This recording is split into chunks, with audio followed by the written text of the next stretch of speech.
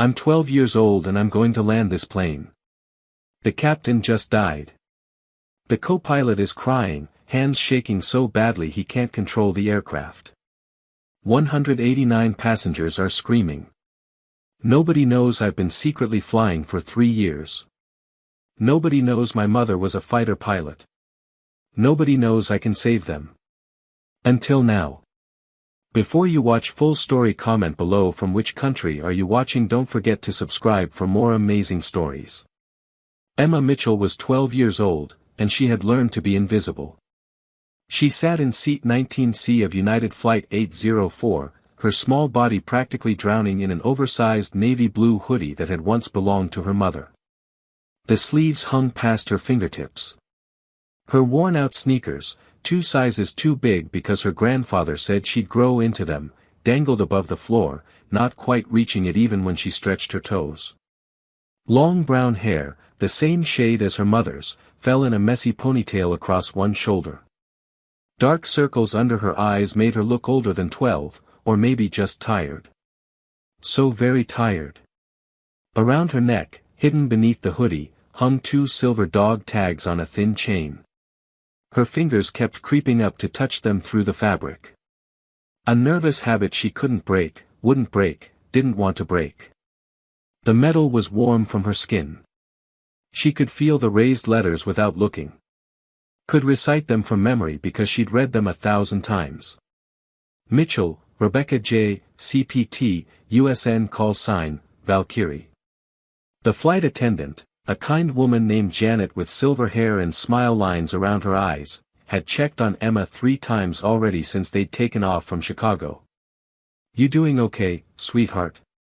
Need anything? Water? Snack? Want me to check if they have any magazines for kids? Emma shook her head each time, offering a small, polite smile that didn't reach her eyes. I'm fine, thank you. She hated being treated like a helpless child just because she was flying alone. The paperwork clipped to her ticket said, "Unaccompanied minor," in bold red letters, which made her sound lost and pathetic and alone. Which, if she was being completely honest with herself, she kind of was. 3 years ago, everything changed. 3 years ago, her mother died. Captain Rebecca Valkyrie Mitchell. United States Navy fighter pilot. F/A-18 Super Hornet. Shot down during a combat mission over hostile territory. The details were classified, but the result was final: her mother wasn't coming home. They never recovered her body. Just sent back her helmet with a crack across the visor, her torn flight suit with bloodstains the military tried to clean, and a folded American flag that now sat in a glass case in her grandfather's living room. Emma's father had left when she was 6 years old. He'd walked out one Tuesday morning after another fight about her mother's deployments, her mother's dangerous job, her mother's refusal to quit flying and be a normal wife and mother. "I can't do this anymore, Rebecca," he'd said, bags already packed. "I can't sit at home wondering if today's the day you don't come back. I can't raise a daughter alone while you're halfway around the world playing hero." Her mother had stood there in her flight suit, jaw tight, eyes dry. "Then go. Emma and I will be fine without you." He'd left without hugging Emma goodbye. Her mother had been right, they were fine without him. Better than fine. Those were some of Emma's happiest memories, just her and Mom, making pancakes for dinner, watching old movies, learning about airplanes and weather patterns and why the sky was blue. But then her mother deployed one last time. And didn't come back. So at 9 years old, Emma had been packed up and sent to Seattle to live with her grandfather, retired Air Force Colonel James Mitchell, 71 years old, living alone in a small house near a private airstrip. 2 broken people, shattered by the same loss, trying to figure out how to keep living. Most kids would have fallen apart. Would have needed therapy, medication, special schools for traumatized children. Emma did something completely different. 2 weeks after the funeral, after the military honors and the 21-gun salute and the bagpipes playing, Amazing Grace, Emma found her grandfather sitting alone in his garage, crying. Actually crying. This tough old military man with medals from 3 wars and scars from a dozen crashes, weeping like a child. He was surrounded by old flight manuals, yellowed with age. Black and white photos of jets from the 1970s. Her mother's training logbooks from when she was a teenager, learning to fly in this very garage with this very man. Emma stood in the doorway for a long moment, watching him. Then she walked over, sat down on the cold concrete floor beside him, and said 5 words that changed everything. "Grandpa. Teach me to fly." He looked at her like she'd spoken in a foreign language. His eyes were red and swollen. "Emma, sweetheart, you're 9 years old. Mom started learning when she was 10. You taught her. Right here in this garage. With these same manuals. Your mother was special. Fearless. Born to fly. You don't have to follow in her footsteps. I'm not doing this because I have to." Emma's voice was small but steady as steel. "I'm doing this because she wanted me to." Her grandfather frowned, confused. "What do you mean?" Emma reached under her shirt and pulled out her mother's dog tags. "The night before her last deployment, Mom came into my room. Really late. I was supposed to be asleep but I wasn't. She sat on my bed and she told me something." "What did she tell you?" "She said, Emma, if something happens to me, and I need you to listen carefully, if something happens and I don't come home, I don't want you to be sad forever. Be sad for a little while, because that's okay, but then I want you to be strong. Be brave. Learn to fly so you can see the world the way I saw it. From above. Where everything makes sense. Where you're free." Tears were streaming down Emma's face now, but her voice didn't shake. "She made me promise, Grandpa. Made me promise I'd learn to fly. So I'm asking you, teach me. Please." Colonel James Mitchell stared at his granddaughter, this small, grieving child who looked so heartbreakingly similar to his daughter it physically hurt to look at her sometimes, and made a decision that violated every rule, every regulation, every shred of common sense and legal guidance. He took a deep breath and nodded. "Okay. But if we do this, we do it right. No shortcuts. No quitting when it gets hard. If I'm going to teach you to fly, you're going to learn everything. Theory. Mechanics. Weather. Navigation. Emergency procedures. Radio communication. Flight planning. All of it. Understand?" Emma's eyes went wide. Then she nodded so hard her ponytail bounced. "I understand. This stays secret. You tell nobody. Not your friends at school, not your teachers, nobody. Because if anyone finds out a 12-year-old is flying planes, they'll take you away from me and I'll go to jail. Understand?" "I understand." "And Emma?" Her grandfather's voice softened. "Your mother would be so damn proud of you." For the next 3 years, Emma Mitchell lived 2 completely separate lives. At school, she was the quiet girl who sat alone at lunch, reading books about clouds and aircraft instead of talking to other kids. The girl who seemed too serious, too sad, too old for her age. Teachers worried about her in hushed conversations in the staff room, wondering if she needed counseling, if she was coping okay with her mother's death. But at home, behind closed doors, Emma became something else entirely. Every single evening after school, flight manuals spread across the kitchen table, studying aircraft systems until her eyes hurt. Learning about lift and drag and thrust and weight. Memorizing emergency checklists. Understanding weather patterns and how to read aviation charts.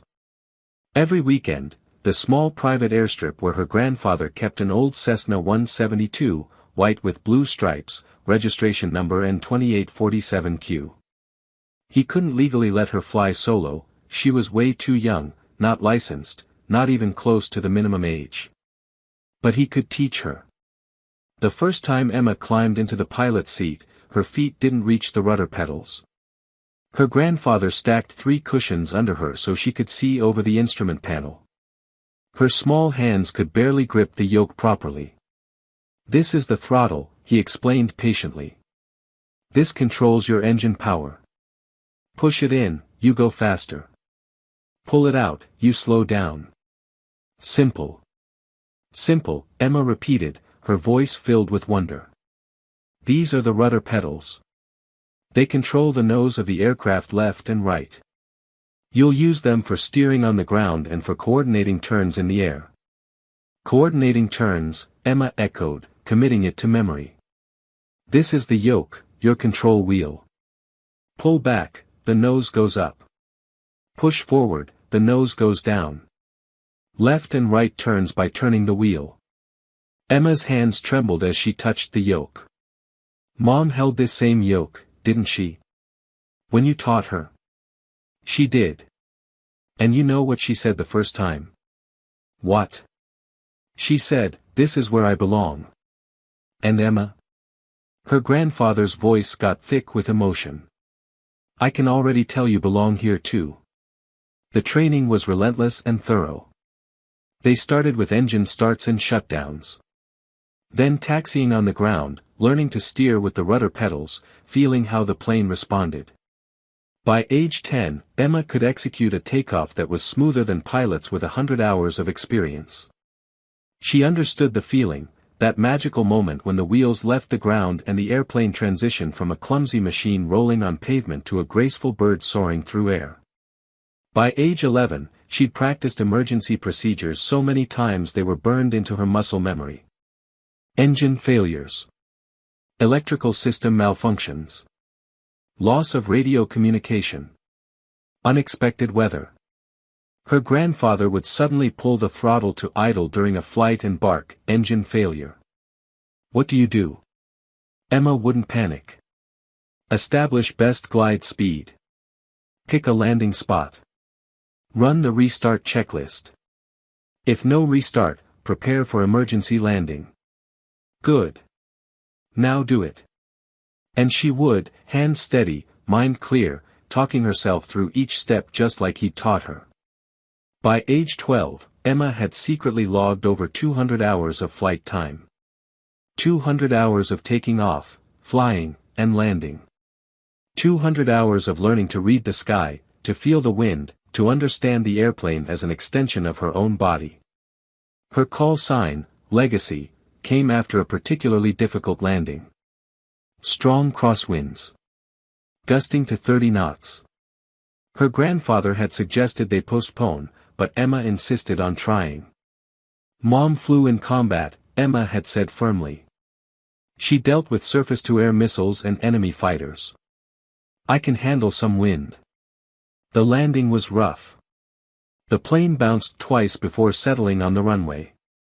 But Emma maintained control, didn't panic, brought it to a safe stop.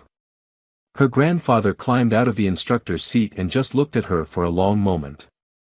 "What?" Emma asked nervously. "Was it that bad?" "No," he said slowly. "It was good. Really good. You know what your mother's call sign was?" "Valkyrie." "Do you know what a Valkyrie is?" "In Norse mythology." Emma shook her head. Valkyries were warrior maidens who chose which soldiers would die in battle and which would live. They carried the souls of the worthy to Valhalla.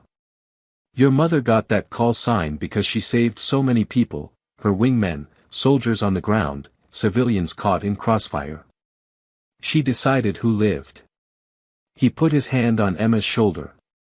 "You're her daughter. You carry her bloodline, her skills, her courage. You're her legacy. That's your call sign now, Legacy." Emma touched her mother's dog tags, hanging around her neck. "Will I ever be as good as she was?" Her grandfather smiled sadly. "Emma, you're 12 years old and you just landed a plane in 30-knot crosswinds without my help. You're already better than most pilots twice your age. You already are as good as she was. You just don't know it yet." But Emma never told anyone outside her grandfather about any of this. Not her classmates at school, who wouldn't have believed her anyway. Not her teachers, who already thought she was strange and troubled. Not her aunt in Chicago, who she visited occasionally and who thought Emma was just a quiet, bookish kid. Nobody. Because if anyone found out that a 12-year-old girl was illegally flying aircraft, her grandfather would lose his pilot's license. He might face criminal charges, contributing to the delinquency of a minor, reckless endangerment, dozens of federal aviation violations. And Emma would be taken away, put into foster care, separated from the only family she had left. So she stayed invisible. Kept her head down. Lived her double life in complete secret. Flew with her grandfather on weekends, then pretended to be just a normal kid the rest of the time. This trip to Seattle was supposed to be simple and routine. Emma had spent a week visiting her aunt in Chicago. Her grandfather couldn't travel with her, he'd been sick recently, though he refused to talk about it, insisting it was just a cold or nothing serious. She'd flown this route alone 4 times before. The routine was familiar and boring: check in as an unaccompanied minor, board early, read a book during the flight, land in Seattle, get picked up by Grandpa. Easy. Safe. Unremarkable. Except today, 90 minutes into the flight, everything went catastrophically wrong in ways Emma never could have imagined. Captain Richard Hayes was 54 years old and having what he thought was going to be one of his easiest days ever. He'd been flying commercial jets for 28 years. Started with small regional carriers right out of the Air Force, worked his way up to major airlines, accumulated over 15,000 flight hours. This Chicago to Seattle route was so familiar he could practically fly it in his sleep. He'd flown it at least 300 times. Knew every waypoint, every altitude change, every radio frequency like the back of his hand. The weather was perfect. Clear blue skies. Visibility unlimited. Light traffic. Barely any turbulence. Passengers were settled in, most already dozing or watching movies. The flight attendants were preparing the beverage service. Everything was peaceful and routine. His first officer, Marcus Webb, sat in the right seat. Marcus was 26 years old. Young and still relatively inexperienced, only 800 hours total in the 737. He'd been with the airline for just over a year. Still nervous about making mistakes. Still double and triple checking everything he did. But he was eager to learn, respectful, and followed procedures carefully. Captain Hayes liked flying with him. Smooth ride today, Marcus commented, scanning the instruments. Doesn't get much better than this, Hayes agreed. Enjoy it while it lasts.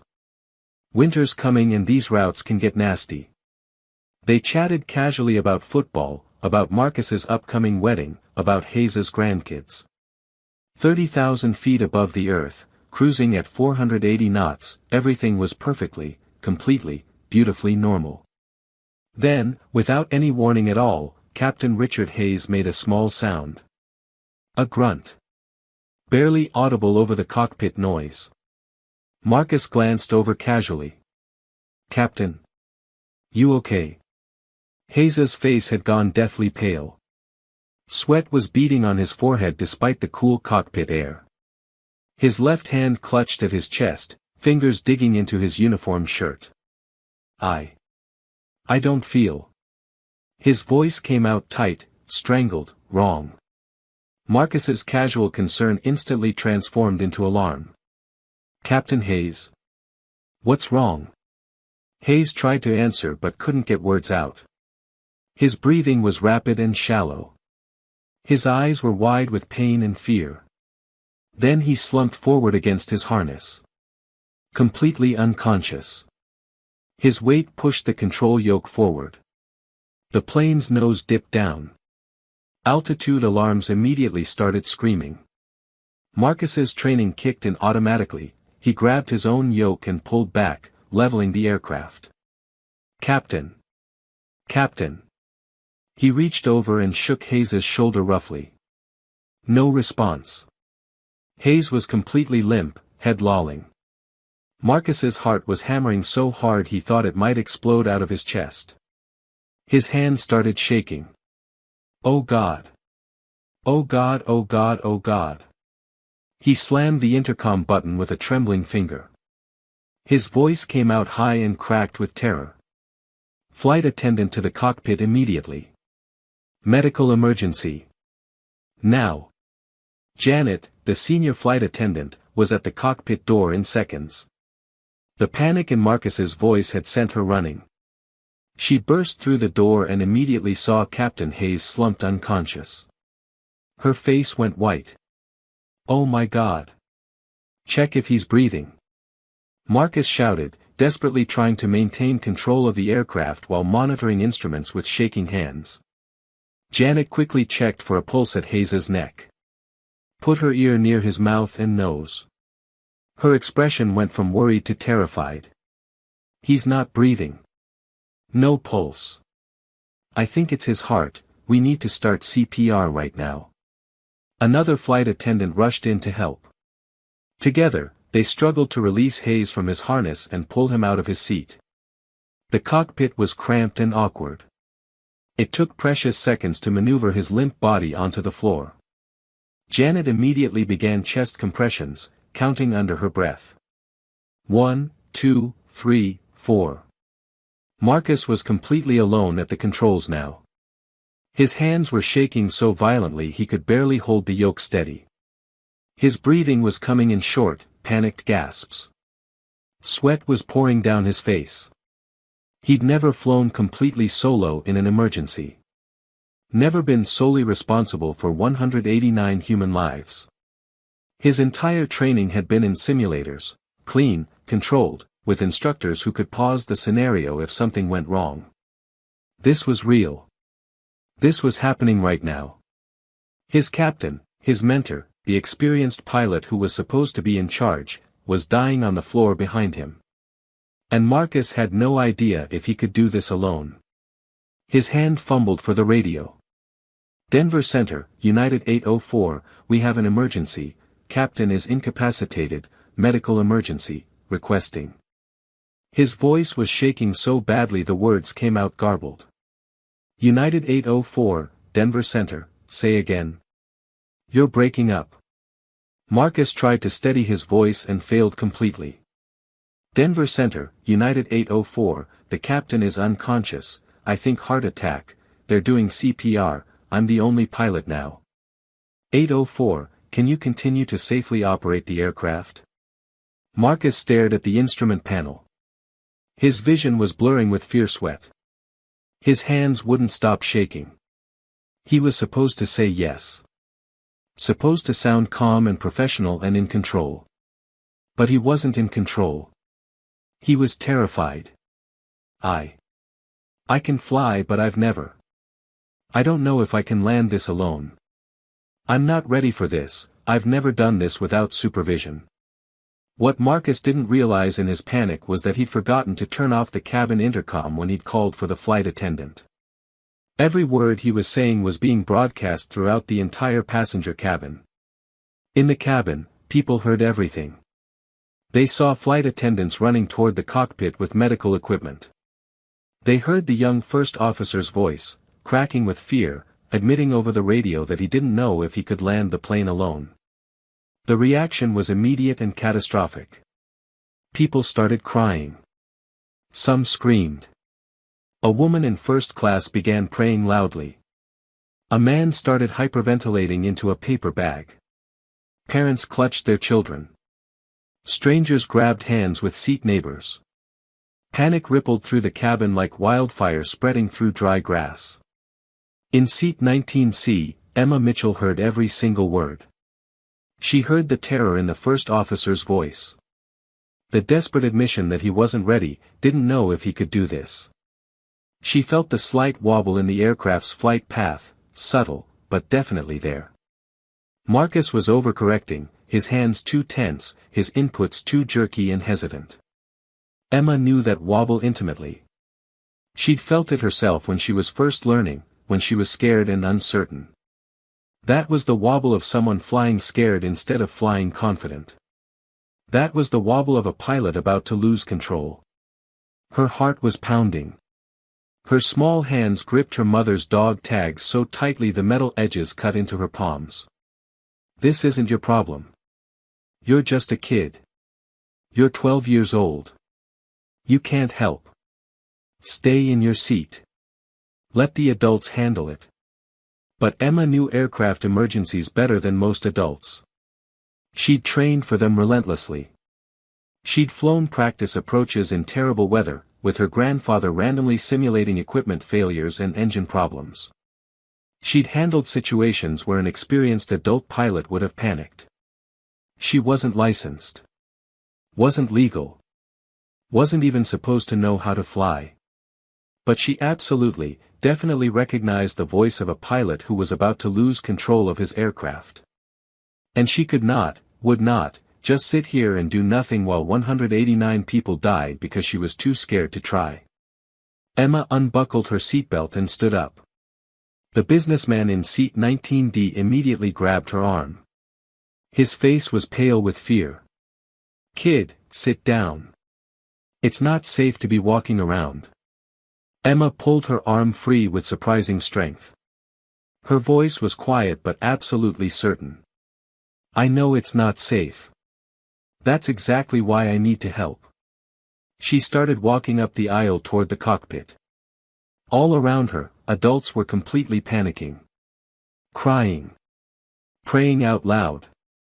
Holding each other. Some were recording goodbye messages on their phones to their families. This tiny 12-year-old girl walked through the chaos with perfect calm, heading directly toward the cockpit like she had every right to be there. A young flight attendant, not Janet, someone else, stepped into the aisle to block her path. "Sweetheart, you need to sit down right now." "It's not. I need to talk to the first officer," Emma said calmly. "Right now. It's urgent. You can't just go into the cockpit." "My name is Emma Mitchell. My call sign is Legacy. My mother was Captain Rebecca Mitchell, call sign Valkyrie, United States Navy fighter pilot. My grandfather is retired Air Force Colonel James Mitchell. I've been flying aircraft for 3 years. That first officer is about to lose control of this plane and I can help him." The flight attendant stared at Emma like she'd started speaking in tongues. Emma didn't wait for permission or approval. She simply stepped around the stunned woman and knocked firmly on the cockpit door. Marcus Webb looked through the small reinforced window in the cockpit door. He saw a child. A little girl wearing an oversized hoodie. She looked about 12 years old. Confusion cut through his overwhelming panic. "What the hell?" He cracked the door open slightly. "What, you can't be up here, you need to sit down." "Are you okay?" Emma asked. Simple. Direct. Her brown eyes were steady and calm. The question was so unexpected that Marcus actually answered honestly. "No." His voice cracked. "I'm not okay. The captain is dying on the floor and I don't know if I can land this plane alone and everyone's going to die, Anne." His voice broke completely. Emma stepped inside the cockpit and closed the door firmly behind her. She looked down at Captain Hayes on the floor. Janet was still doing compressions, sweat dripping down her face. Hayes's face had turned a horrible blue-gray color. Blood trickled from the corner of his mouth. Emma's expression didn't change. She didn't scream or faint or cry. She stayed perfectly calm and focused. "First Officer Webb," she said quietly, "my name is Emma Mitchell. I'm 12 years old. For the last 3 years, I've been flying aircraft under the instruction of my grandfather, retired Air Force Colonel James Mitchell. I've logged over 200 hours of flight time. I know aircraft systems, flight controls, navigation procedures, and emergency protocols. I'm not licensed and I'm not legal. But I absolutely know how to fly. And I can help you land this plane safely." Marcus stared at her like she just claimed to be an alien from Mars. You're 12. You're a child. How could you possibly?" I've logged 217 hours in a Cessna 172, Emma said calmly. I know how to read instruments. I know radio procedures. I know how to navigate using VOR and GPS. I've practiced engine-out landings, crosswind landings, short-field approaches, and emergency descents. I know exactly what I'm doing. You're 12 years old. And you're panicking, Emma said, not unkindly. She pointed at his hands on the yoke. Look. Your hands are shaking badly. You're overcorrecting your inputs. You're flying scared instead of confident. If you keep going like this, you're going to lose control. So please, let me sit in the observer seat and help you. You stay as pilot in command. I'll be your co-pilot. Together, we can do this. But you can't do it alone. Not like this. Every rational part of Marcus's brain was screaming that this was completely insane. But his terrified, desperate brain saw someone who seemed calm. Someone who seemed confident. Someone who was offering help when he had absolutely none. Janet looked up from CPR. Her arms were exhausted. Marcus, I'm sorry, he's gone. There's no pulse. We've lost him. She sat back, breathing hard, tears in her eyes. Marcus felt like the floor had dropped out from under him. No, no, no, no. Marcus. Emma's voice cut through his spiraling panic. Look at me. He looked at her. This small child with brown eyes that seemed way too old and steady for her age. The captain is dead, Emma said gently. That's terrible and sad and we'll grieve for him later. But right now, you have 189 people depending on you to land this aircraft. You can either fall apart and kill everyone, or you can accept my help and save everyone. Your choice. Decide right now. Marcus made an impossible choice. Sit down. Observer seat behind me.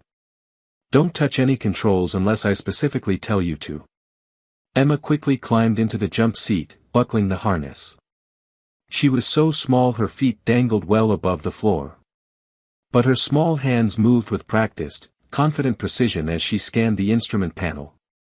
First thing, Emma said calmly, slow your breathing down. You're hyperventilating. That's making everything worse. Breathe in slowly through your nose. Hold for 3 seconds. Out slowly through your mouth. Do it with me. Marcus tried. In. Hold. Out. His breathing started to steady slightly. Good. Now look at your instruments. What do you see? Altitude 30,000 feet, airspeed 480 knots, heading 270. Exactly. And what does that tell you? That I'm flying straight and level. Yes. The aircraft is stable. You're on course. Everything is normal except your confidence. So let's build that back up, step by step. Emma reached forward with her small hand and keyed the radio microphone. When she spoke, her voice was clear, professional, and utterly calm. Denver Center, United 804. This is call sign Legacy speaking. I am providing co-pilot assistance to First Officer Webb during this emergency. Requesting immediate priority landing at nearest suitable airport with full emergency services standing by for medical emergency involving the captain. There was a long silence on the radio. Then, United 804. Who is this? Please identify yourself properly. Denver Center, this is Emma Mitchell, call sign Legacy. I am the daughter of Captain Rebecca Mitchell, call sign Valkyrie, United States Navy, deceased. I am a trained pilot providing co-pilot support to First Officer Webb during this emergency situation. Another silence. Even longer this time. Then a completely different voice came through the radio. Older. Gruff. Unmistakably military. Legacy, this is Denver Center Supervisor. Did you just say Rebecca Mitchell? Valkyrie? Affirmative, sir. She was my mother. A pause. When the voice came back, it was thick with emotion. Legacy, this is Colonel Davis, United States Air Force, retired. I'm working ATC now. I flew with your mother during joint operations 15 years ago in the Middle East. She saved my entire squadron from an ambush. Shot down 3 enemy aircraft to protect us. She was the finest pilot I ever knew. Emma's voice stayed steady, but her free hand gripped her mother's dog tags tightly. Thank you, sir. She spoke highly of her Air Force colleagues. If you're even half the pilot your mother was, that first officer is in the best possible hands. What do you need from us, Legacy? Sir, I need vectors to the closest suitable airport with emergency services. Current weather conditions. Runway length and orientation. Approach instructions. First Officer Webb will maintain control of all aircraft systems. I'm providing guidance and support only. Copy that, Legacy. Stand by. There was a brief pause. Emma could hear Colonel Davis barking orders in the background to other controllers. Legacy, nearest suitable airport is Colorado Springs, bearing 135 degrees, 40 miles southeast of your current position. Runway 17R, 13,500 feet long, ILS approach available. Current weather, clear skies, visibility 10 miles, winds light and variable at 5 knots. We are clearing all traffic in your area. You have absolute priority. Emergency services are being notified now. Thank you, Colonel Davis. First Officer Webb will begin descent shortly. Legacy. Colonel Davis's voice softened. Your mother would be so damn proud of you right now. Emma's eyes filled with tears, but her voice didn't waver. I hope so, sir. Marcus was staring at Emma with an expression of complete disbelief. How do you know how to talk like that? My grandfather made me memorize every radio call, Emma said. Every procedure. Every emergency protocol. Every bit of aviation terminology. He said if I was going to fly, I'd do it absolutely right or not at all. No shortcuts.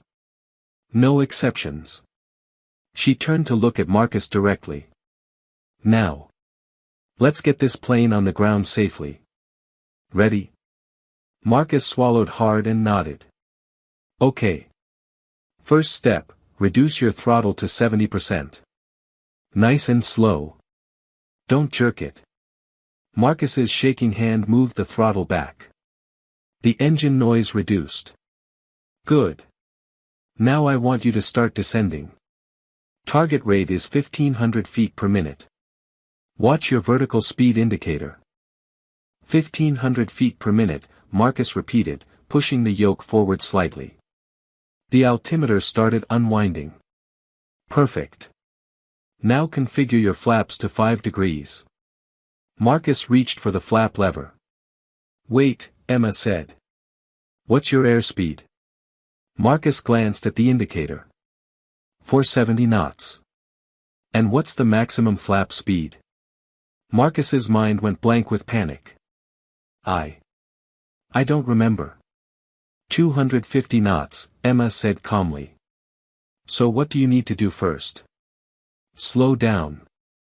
Exactly. Reduce throttle more. Get your speed below 250 before extending flaps. Right. Sorry.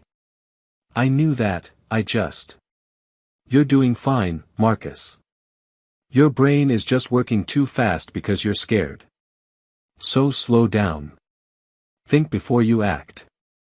We have time. For the next 30 minutes, Emma talked Marcus through every single step of the descent. She never touched the controls. Never took over. That would have been dangerous. She was too small to properly reach everything, and legally Marcus had to remain pilot in command. But she was the calm, confident voice he desperately needed. Marcus, call out your altitude every 1,000 feet. It'll keep you focused. 29,000. Good. How's your rate of descent? 1,500 feet per minute. Perfect. Maintain that. You're doing great. 28,000. Check your airspeed. 300 knots. You're descending faster now, so your airspeed is increasing. That's normal. But watch it carefully. 27,000. Emma monitored every instrument from her jump seat. Cross-checked navigation against the GPS, confirmed approach clearances with ATC. She was doing everything a real co-pilot would do. Except she was 12 years old, with feet that dangled above the floor. Behind them, Janet had covered Captain Hayes's body with a blanket. She sat on the floor, exhausted and grieving, but staying out of the way. As they descended through 10,000 feet, a new voice crackled over the radio. Sharp. Professional. Unmistakably military. United 804, this is Viper Lead.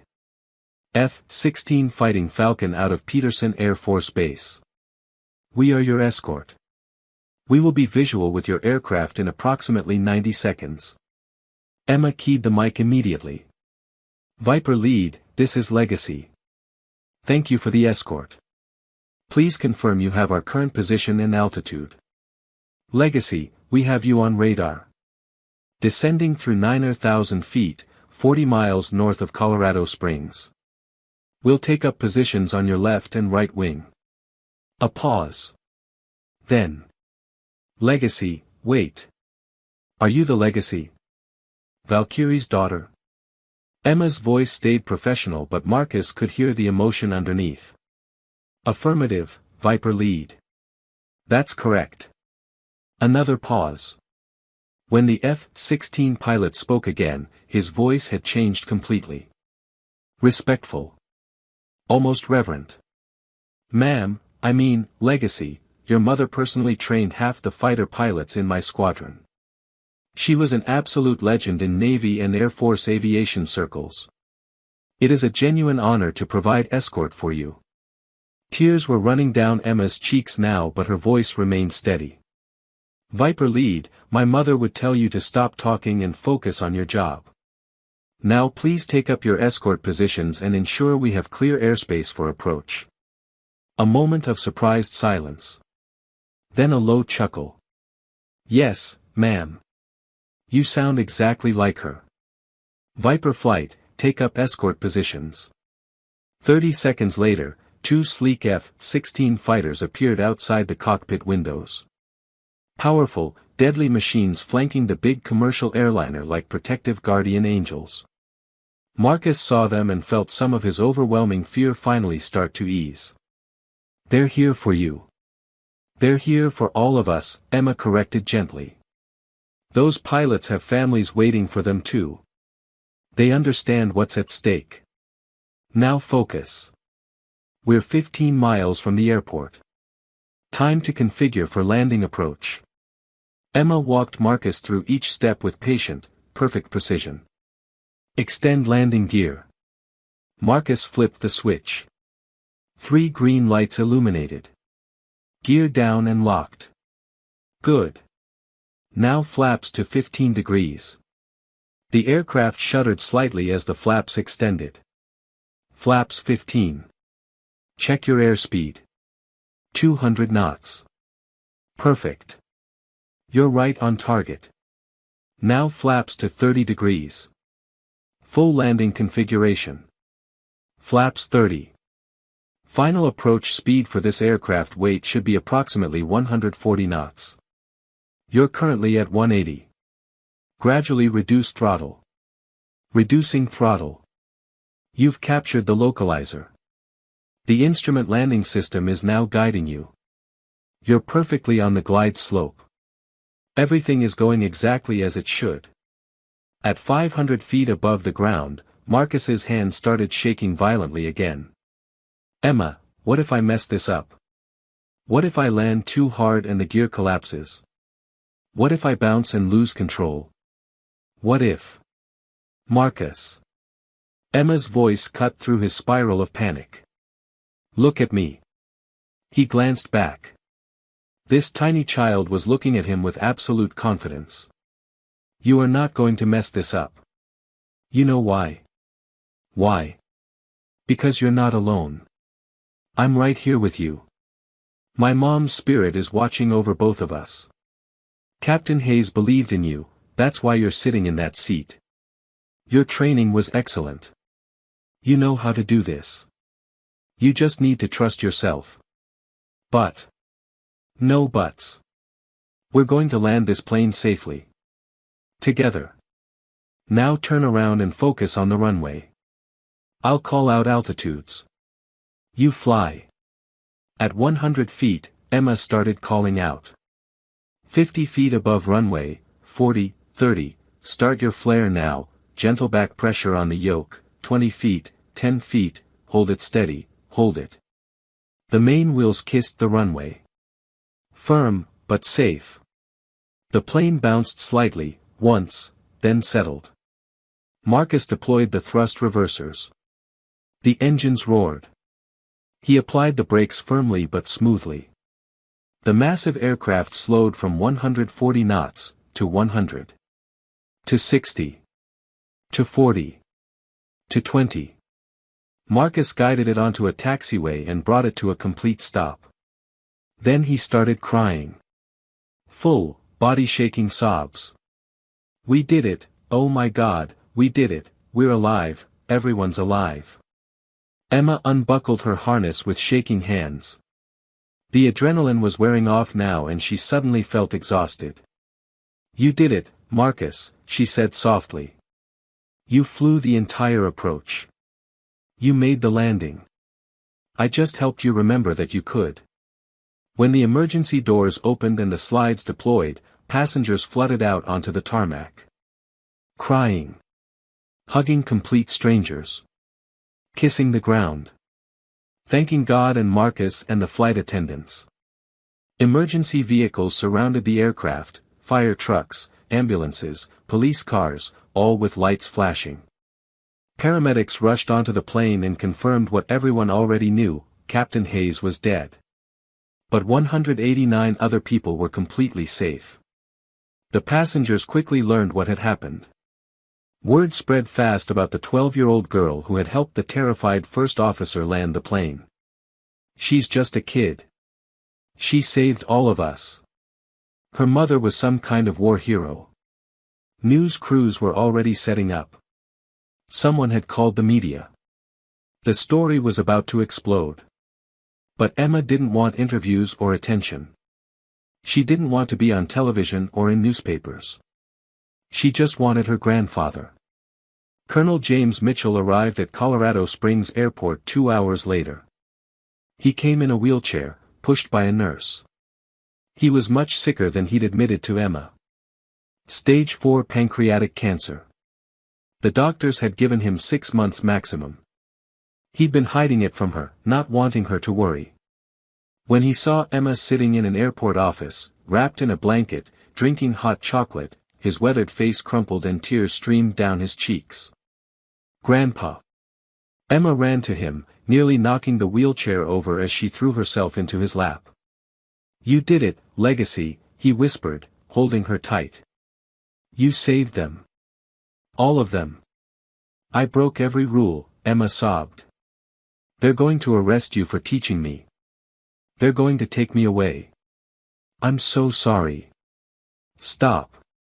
His voice was fierce despite his frail body. Don't you dare apologize. What you did today, Emma, your mother would be so incredibly proud. I am so proud. You saved 189 lives. You're a hero. He held her while she finally let herself cry. Let herself be just a scared 12-year-old girl instead of a pilot. The FAA launched a full investigation within 24 hours. Technically, Emma had violated dozens of federal aviation regulations. Operating an aircraft without a license or medical certificate. Acting as a required flight crew member without proper certification. Her age alone made everything completely illegal. Technically, Colonel Mitchell should face serious criminal charges. Contributing to the delinquency of a minor. Reckless endangerment. Allowing an unlicensed person to operate aircraft. Multiple counts of violating FAA regulations. The preliminary hearing was intense and formal. But then something unexpected happened. Colonel Davis, the ATC supervisor who had worked with Emma's mother, submitted a 20-page written testimony and insisted on appearing in person. That child saved 189 human lives using skills taught by a man who loves her, he said firmly, standing before the FAA review board. She didn't fly that plane, First Officer Webb did. But she gave him the confidence, guidance, and support he needed to succeed when he was failing from panic. If you punish her and Colonel Mitchell for that, you are punishing the very definition of heroism. The F-16 pilots from Peterson Air Force Base submitted official statements praising Emma's composure, professionalism, and skill under extreme pressure. Dozens of passengers sent letters to the FAA begging them not to prosecute. Marcus Webb wrote an official report that was read aloud during the hearing. Without Emma Mitchell's assistance, I would have lost control of that aircraft. She didn't fly the plane, I did. But she gave me the knowledge, confidence, and guidance to do it correctly when I was paralyzed with fear. She is a pilot in every way that matters except age and paperwork. She saved my life and the lives of everyone on board. I owe her everything. 6 months later, after extensive deliberation, the FAA made an unprecedented decision. No charges would be filed against Colonel Mitchell. No penalties would be assessed against Emma. Instead, she would receive a special commendation, not a pilot's license, since she was still far too young for that, but an official recognition. For extraordinary skill, knowledge, and courage displayed under emergency conditions. Emma Mitchell's actions on United Flight 804 exemplify the highest ideals of aviation. Her grandfather lived long enough to see her honored at a special ceremony. 3 weeks after that ceremony, Colonel James Mitchell died peacefully in his sleep. His final words, whispered to Emma as she held his hand in the hospital, "Tell Legacy she's ready now. Tell her it's time to fly high and make her mother proud." At his funeral, Emma stood in her best dress, holding the folded flag from his military service, and made a promise to his memory and to her mother's memory. She would become a Navy pilot. Just like her mother. She would earn her wings the right way. The legal way. And she would make them both proud. Emma Mitchell stood outside the Navy recruiter's office in Seattle. She was 17 now. 5'6". Stronger, older, with her mother's same determined jawline. Her long brown hair was pulled back in a regulation-perfect ponytail. She still wore her mother's dog tags. Every single day. Never took them off. She'd spent the 5 years since the emergency landing preparing for this moment. Straight A student. Perfect SAT scores. Star athlete on the track team. Volunteer work. Everything she needed for a strong military application. And she'd continued flying legally now, earning her private pilot's license the day she turned 17, her instructor marveling at how she flew like someone with 1,000 hours instead of barely meeting minimums. The recruiter, a stern-looking Navy chief with gray hair and sharp eyes, reviewed her application carefully. "Says here you want to be a Navy pilot. Like your mother." "Yes, sir. You understand it's one of the most difficult, demanding programs in the entire military? The washout rate is over 60%. Most candidates don't make it." "I understand, sir. But I've been training for this my entire life." The recruiter pulled up her file on his computer. His eyes went wide. "Wait. Hold on. You're that Emma Mitchell. Legacy. The 12-year-old who helped land United 804 after the captain died?" Emma nodded quietly. The recruiter sat back in his chair, studying her with new respect and something like awe. "Ma'am, with all due respect, you don't need to convince me of anything. You're already a legend in military aviation circles. Your mother was Valkyrie, one of the finest fighter pilots in naval history. Your legacy, the kid who saved 189 people when most adults would have panicked and failed. The Navy would be genuinely honored to have you. Emma signed the papers that day. The years that followed were brutal and unforgiving. Basic training designed to break people. Officer candidate school that pushed her to her absolute limits. Flight school that was specifically engineered to wash out anyone who wasn't absolutely exceptional. But Emma never quit. When instructors yelled in her face, she stayed calm. When physical training pushed her to exhaustion, she remembered being 12 years old, talking a terrified pilot through an emergency landing. When other candidates washed out, crying, defeated, giving up, Emma kept going. She remembered her mother. Her grandfather. The promise she'd made. At age 23, Emma Mitchell earned her wings of gold. Navy fighter pilot. F/A-18 Super Hornet. Assigned to VFA 41, the Black Aces, the same squadron her mother had once commanded. On her first day reporting to the squadron, the commanding officer, a woman in her 50s with iron gray hair and 3 rows of combat ribbons, looked at Emma's name tag. She paused. Looked closer. Mitchell.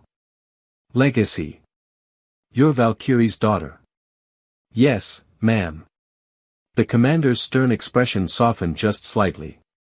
Your mother saved my life in combat. Yemen, 2019. 2 enemy fighters had me locked. I was dead. She came out of nowhere, shot down both bogies, took a missile hit herself but still managed to fly her damaged aircraft back to the carrier. I wouldn't be standing here without her. She paused, emotion flickering across her professional facade. I also heard about what you did when you were 12 years old. Saved 189 people when the captain had a heart attack. That true? Yes, ma'am. The commander smiled, a real, genuine smile. Then welcome home, Legacy. Your mother would be damn proud of you. Hell, I'm proud of you, and I just met you. Now let's see if you can fly half as good as you can handle emergency situations. Emma grinned. Only one way to find out, ma'am. Epilogue, above the clouds. Emma climbed into her F/A-18 Super Hornet for the first time as a fully qualified Navy fighter pilot. The cockpit smelled like jet fuel, electronics, and possibility. She went through her pre-flight checks with practiced precision. Systems green. Weapons safe. Navigation programmed. Before she put on her helmet, she touched her mother's dog tags one final time. They were warm from hanging against her chest all these years. I made it, Mom, she whispered to the memory of a woman she still missed every single day. I'm here. I'm a pilot. Just like you. The tower cleared her for takeoff. Emma advanced the throttles. The powerful engines screamed. The fighter accelerated down the runway, faster and faster, until the wheels left the earth. She climbed hard into the bright blue sky, pulling almost vertical, feeling the G-forces pressing her into the seat. Higher. Higher. Until she broke through the clouds into pure sunlight. And for one perfect moment, with the sun warming the canopy and the whole world spread out far below, Emma wasn't flying away from her past. She was flying directly into it. Honoring it. Living it. She was carrying the legacy of a mother who died too young and a grandfather who believed a grieving 9-year-old could become a pilot who saves lives. Some legacies are inherited through blood and genetics. Some are earned through pain, perseverance, and promises kept. Emma Mitchell's legacy was both. It started the day a 12-year-old girl walked into a cockpit and spoke 5 words that changed everything. Call sign legacy requests landing. And it continued every single day after, as she proved that age doesn't define ability. That grief can forge unbreakable strength. That sometimes the greatest legacies aren't passed down, they're taught by those who love us, one flight lesson at a time, until the student becomes the pilot, the child becomes the hero, and legacy becomes legend. Far below, On runways and in airports and living rooms across the country, people who'd been on United Flight 804 that day looked up at the sound of jets overhead. And they smiled. Because they knew. Legacy was flying. And she always would be.